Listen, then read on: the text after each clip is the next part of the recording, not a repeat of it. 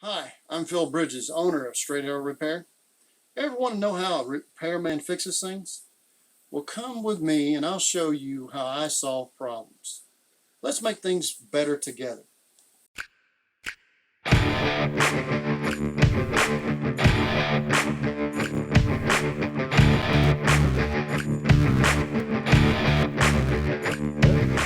Hey guys, just we brought the trim back in so you can see this is very typical. It's nothing unusual. The water might have overflowed from here, or the shower came down from here, or some people stepping out from here. The toilet could have overflowed, the sink could have overflowed. But when the water comes up here against this drywall, and there's no caulking right here, it'll go underneath the trim and then hit that drywall and it will come up, and that's what you see right here.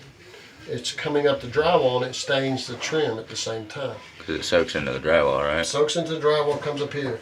Quite often you can literally see stains, and these have been painted over, but it's been a while since it's had any issue, but you can have the evidence right there. And so what we're going to do, whenever we get through with all this, replacing the floor and everything, we're going to caulk the front side and the top side of that trim. So, and not that it's going to make it a pond in here, but it will stop it from running, hitting the wall, wicking up. And I recommend you do the same. So, what we put the trim in, we sealed it. Now, this is important.